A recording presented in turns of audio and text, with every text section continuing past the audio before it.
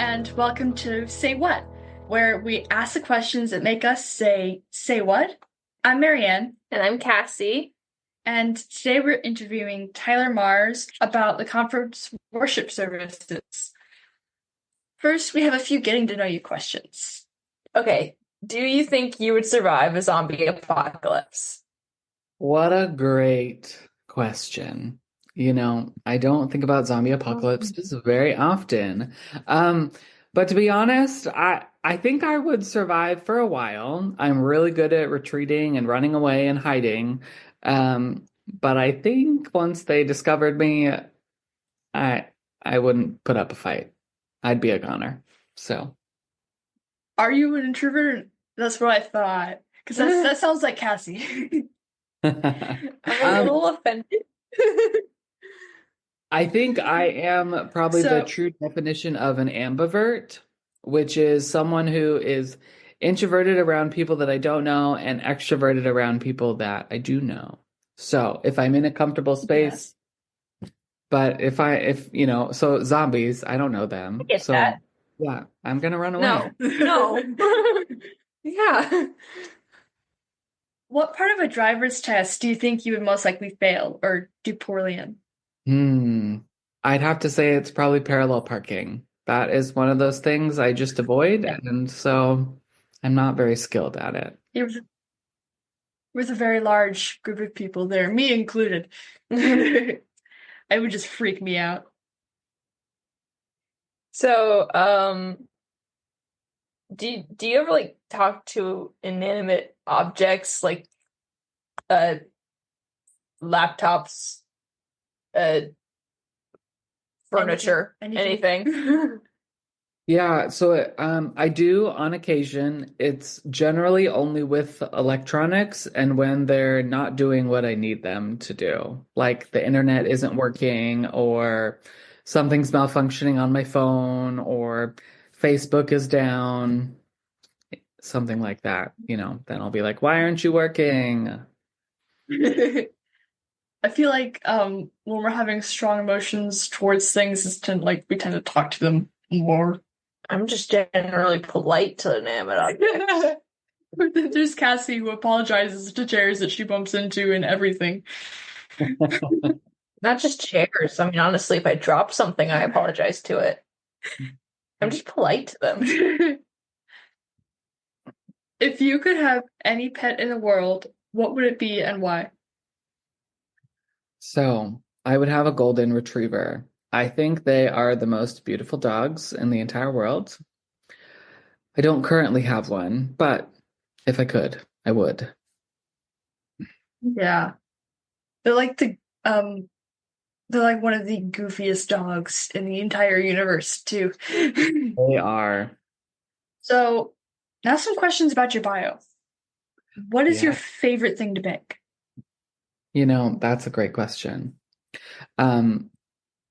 I would say,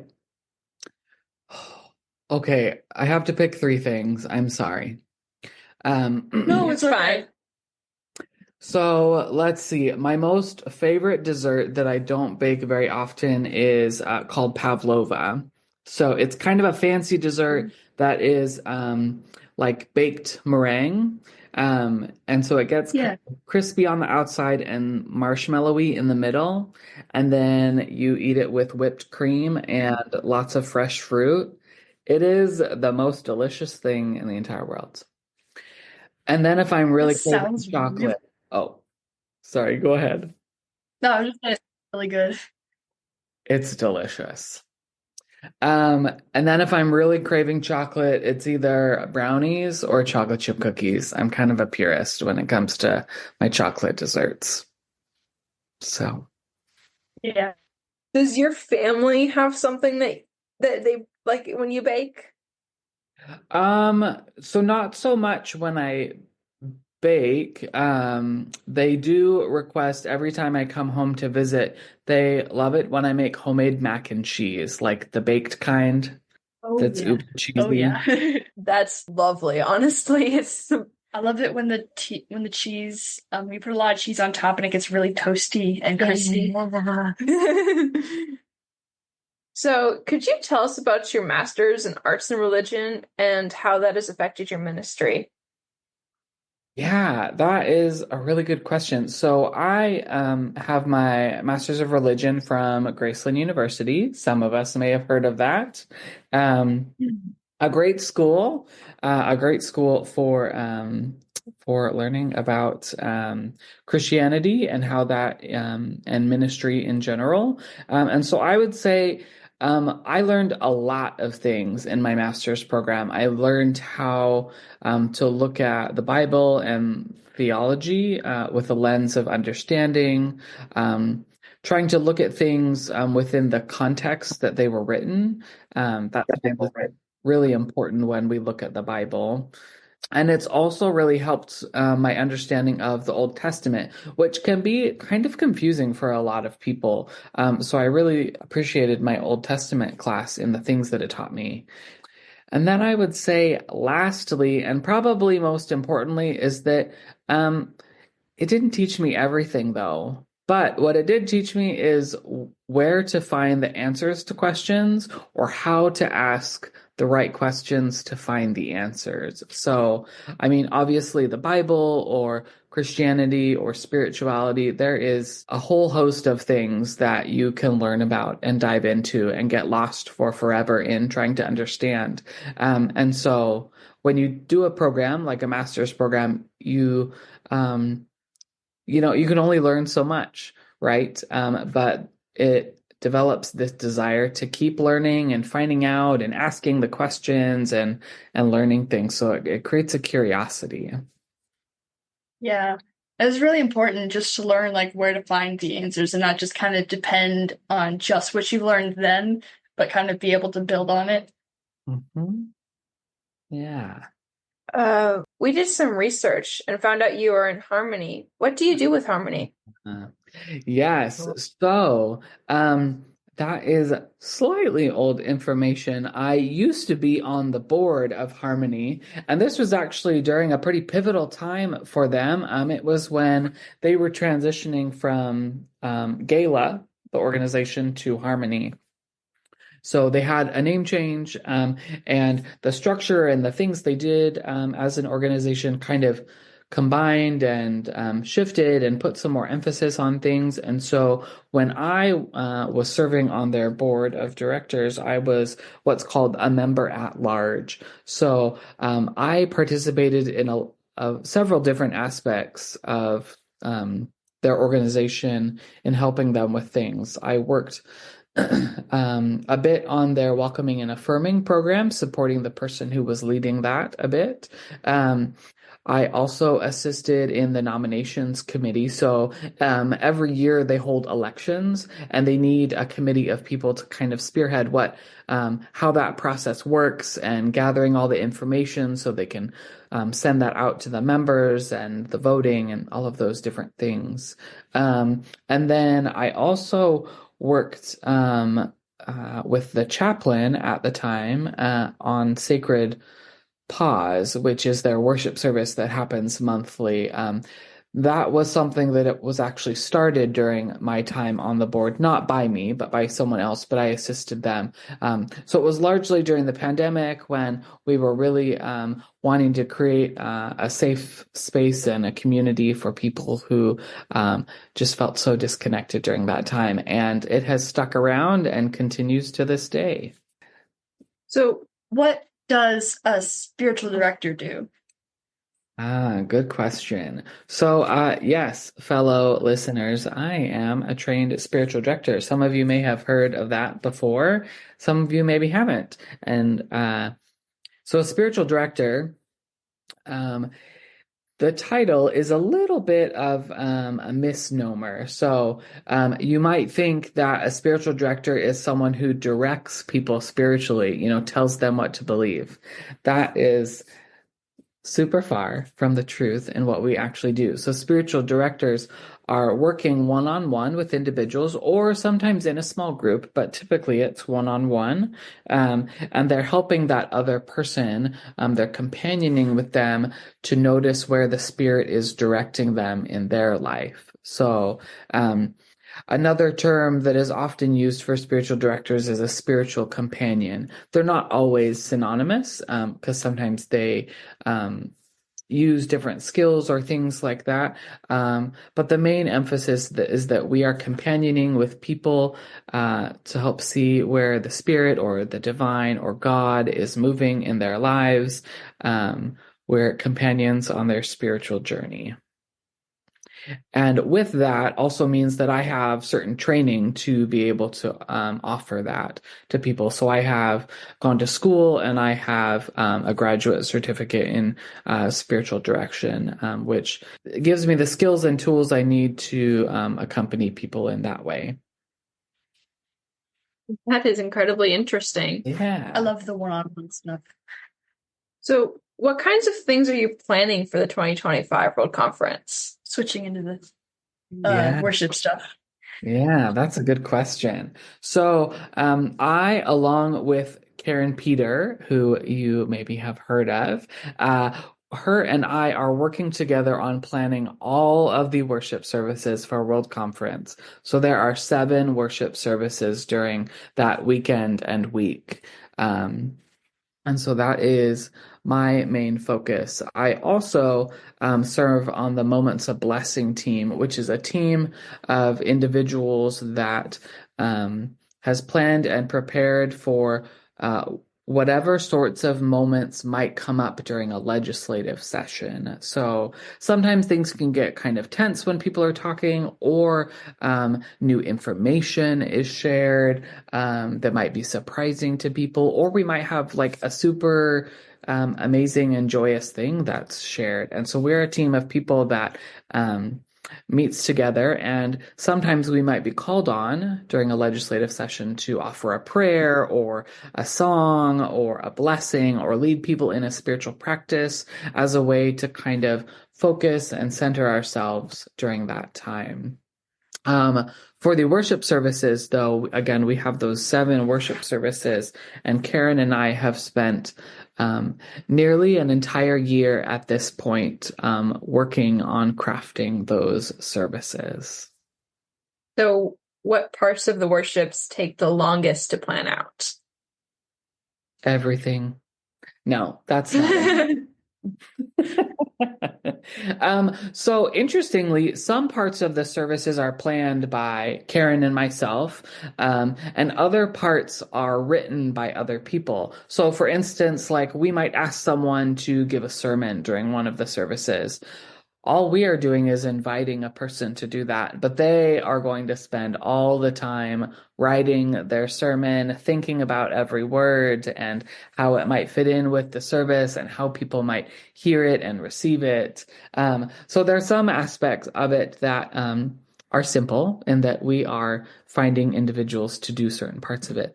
Other parts we are having to craft and develop a script that will be used during a certain part of the service, or a spiritual practice, or things like that. So while there isn't necessarily one specific thing that takes the longest, every bit of it is really intentionally thought about. So Yeah, that doesn't make sense. It's a lot to try and think about it. Like, there's a large, diverse group of people that you want to think about when you're trying to plan out what we're going to do. What are some of the activities? That is another really good question. So each worship service, it depends on which day of the week the worship service is happening. So for World Conference, 5 out of our 7 worship services are going to be ordination services.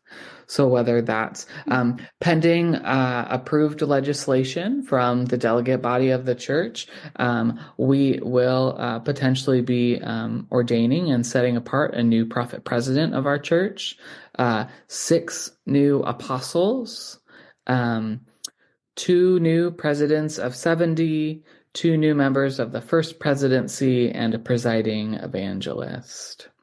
Those are a lot of people, and every worship service that we plan for those and for all the others is carefully thought about to give the most intention to those special sacraments that we have in the church.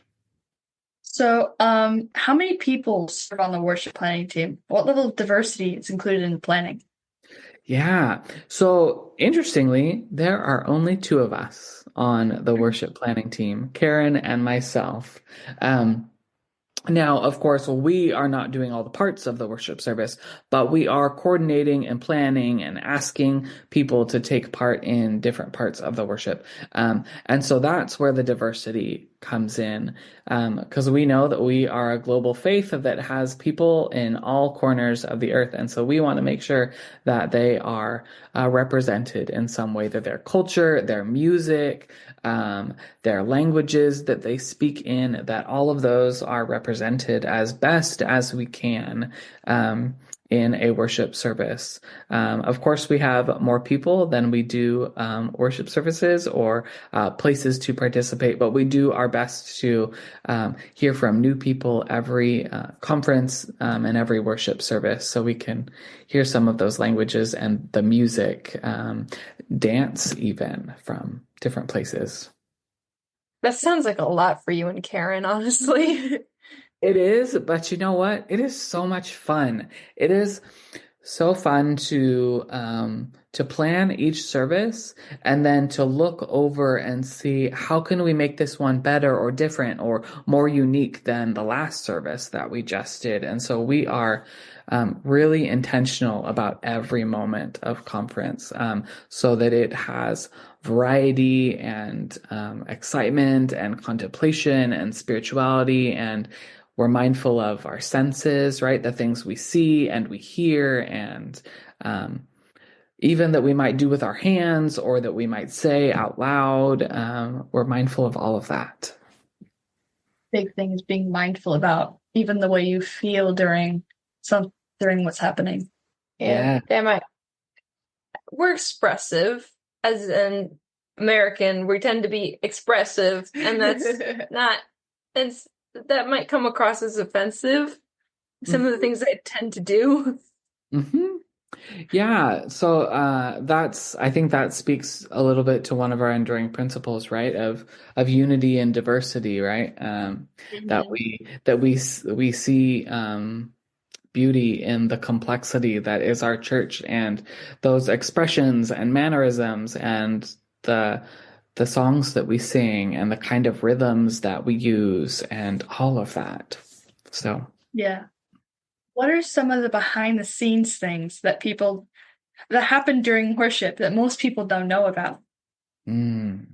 So I would say one of those big ones, there are many things, believe it or not, but one of those has to do with copyright of all of our music that we sing or listen to during conference. So in the world that we live in, especially when we are streaming music or recording things, or even just doing an in-person event that is recorded for our own use, is that we have to have permission for all the music, all the hymns that we sing. That includes the music part of it, right? The accompaniment, but also the lyrics. And sometimes we hold the copyright for those things because they're stuff that we have written or members of the church have written. And other times they are songs that are shared by other churches. And so we have to reach out and get permission for every single hymn that we print in our conference hymnal, that we sing, and that we perform. So like even if one of our organists is playing a piece of music, we have to get permission for that to be played and recorded.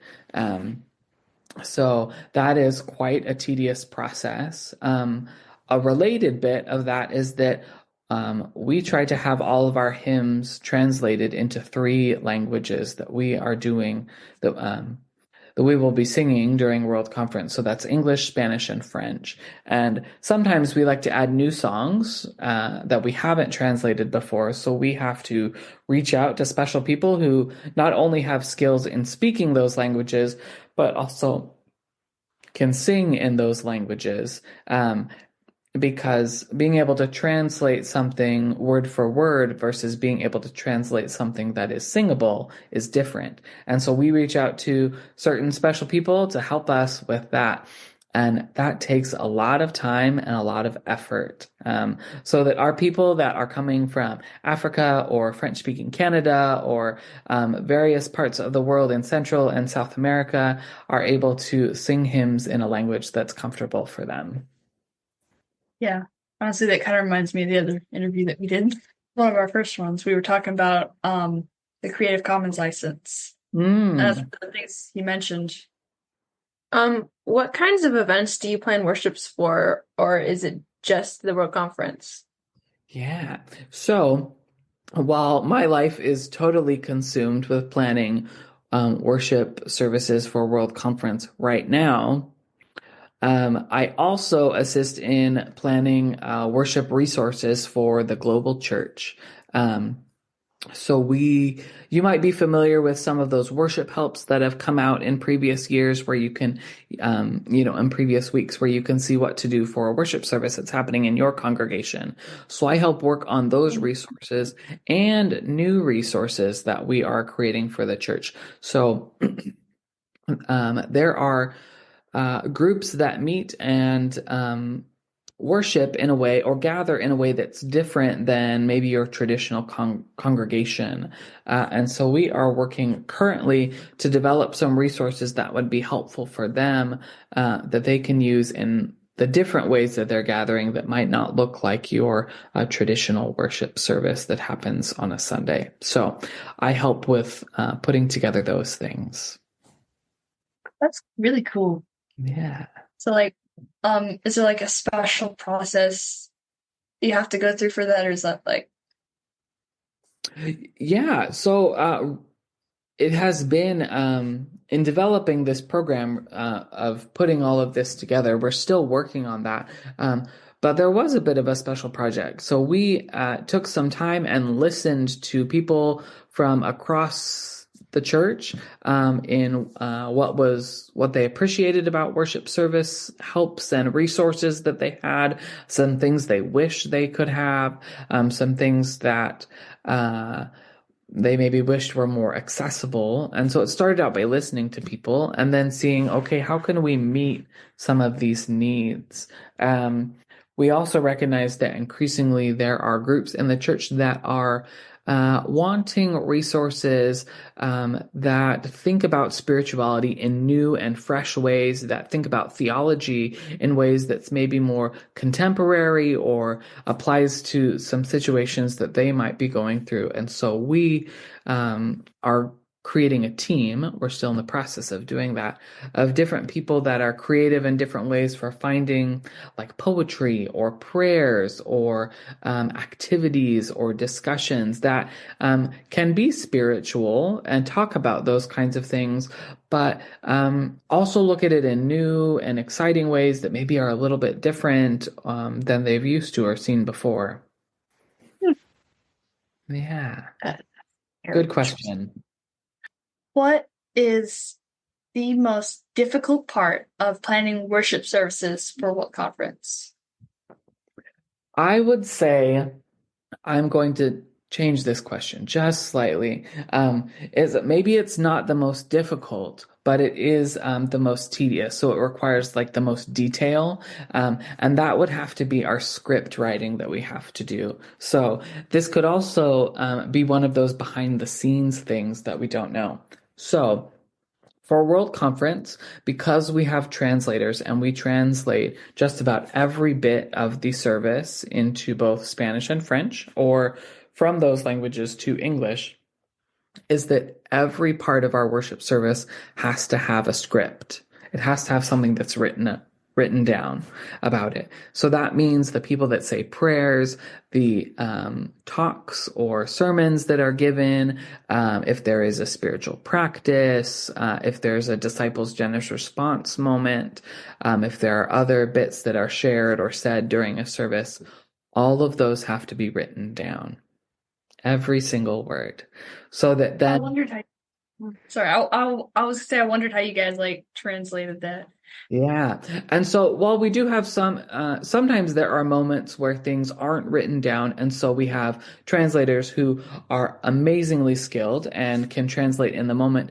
But when you are having to translate for such lengthy periods of time, it's really helpful to have something written down so that you can reference that as you're translating as well. And so it's an amazingly complex part of conference that happens that I cannot give enough kudos to our translators who do that because it is demanding work, but it is very tedious because there are those people that have to write down the things they're going to say. There are those people that have to read them, those people that have to translate them. And so it is a very detailed process. Yeah, bet it is. I remember last World Conference watching this honestly really skilled ASL translator lady, just their hands flying all over the place. I'm like, how is she going that fast and keeping up? Yeah. If you ever sit in a legislative session, I hope you'll have the opportunity to do that this year, or maybe you have in the past. But they have a little a ding, a bell that they ring when individuals are speaking too fast. So during legislative session, right? Legislation is presented before the church. So things are being said and then people can go up to mics and respond to them. And sometimes they speak too fast for the translators. And so there's a little bell that they ring that sounds over the entire conference chamber and signals to the person speaking to slow down. Because the translators, whether ASL or Spanish or French, can't keep up with the pace of their talk. So yeah, I remember like when conversation got really heated, the brief time that I was able to get up there, like they kept saying, you gotta slow down. It was irritating, but kind of funny at the same time. Mm-hmm. So what has brought you the most joy while planning worship for the conference? I would have to say it's bringing the experiences to life. So I would say every part of World Conference, whether it's worship service or otherwise, everyone who's planning or doing involved in some way is extremely intentional about what they're doing. And that is especially true with worship services. So Karen and I, as we work through each worship service, we're mindful that we have representation from various places around the church, that we are hearing different languages, that we are singing songs that aren't just in English, but in Spanish and in French and in other languages even, that we are using our senses, the sound, speaking, using our hands, the things we might see, visual sorts of things. We're mindful of the colors and just a whole host of things. And all of that is where the creativity comes in, where we can see maybe how do I represent this instead of saying words, to describe something. How might I demonstrate this, whatever part it might be in the service in a different way, either through song or through dance.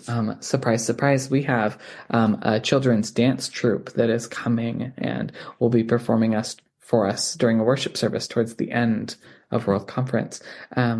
So it's the intentionality and the creativity in thinking, how can we bring our theme of hope is here to life each and every day in new ways. That really sounds cool. Awesome. I was gonna ask if there was anything that you guys were planning to do that hasn't been done in a worship service, like in conference.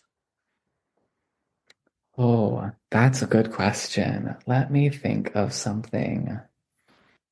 One thing that we're trying to do is we will be doing a spiritual practice every day of World Conference during our worship service. And in the past, those often have been done with like a person getting up on the rostrum and leading us in that practice. This time, we are going to do those spiritual practices as videos. So we have an amazingly talented videographer who also has a huge passion for spiritual practice and is crafting spiritual practices that are videos for people to see and also listen to follow along with. So that is something that is totally different.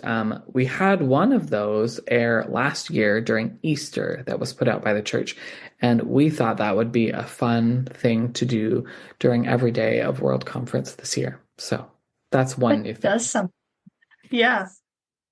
So for those of our listeners who might be joining World Conference via online, what do you think would help them best be able to prepare for the worship experiences? So I would say two of those things are intentionally setting aside time to watch. So I know some people who might be listening might not be in a time zone that's particularly convenient for them to watch, but I would totally encourage them to set aside some time to watch those worship services because, again, we will be having many ordinations happening, and those are pivotal moments in the life of our church, and you won't want to miss that.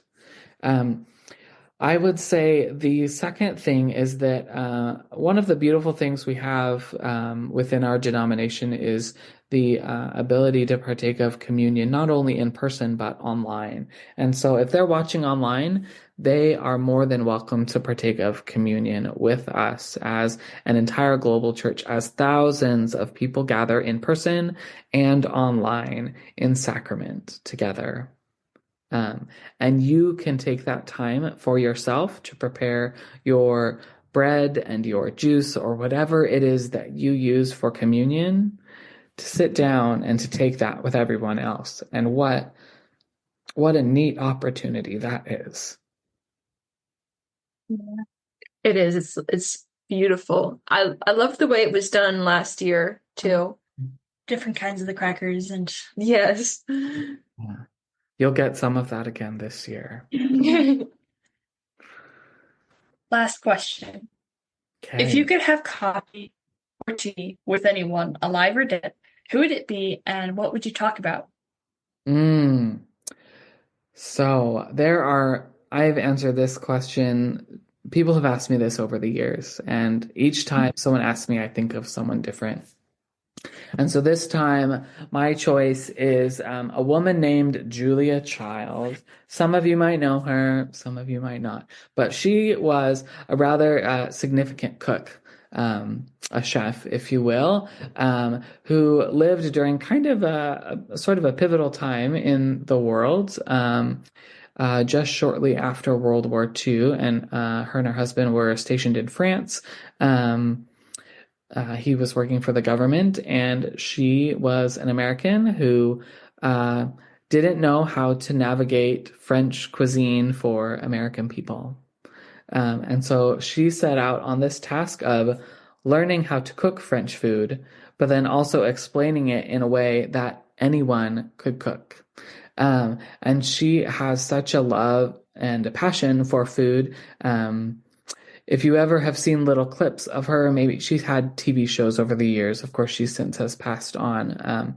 But she talks about food in a way that makes you hungry. It makes you want to eat it. She just has such a passion for it. And I just think it would be so fun to sit down and have coffee, maybe have some sort of fancy French pastry, and talk about all the food that she loves. That sounds amazing. Honestly. It really does. I remember hearing about her briefly, going to a museum one time. Mm-hmm. All of this talk of food is making me hungry. So thank you for being willing to talk about the conference with us, Mr. Tyler. Of course. And thank you all for listening. Remember, you can give suggestions in the comments. You can find all of our episodes at projectzionpodcast.org under the Say What series. And thank you for remember to put on your full armor of God and walk in peace. Thank you again. Thank you for listening. And thank you for being here again. Thank you.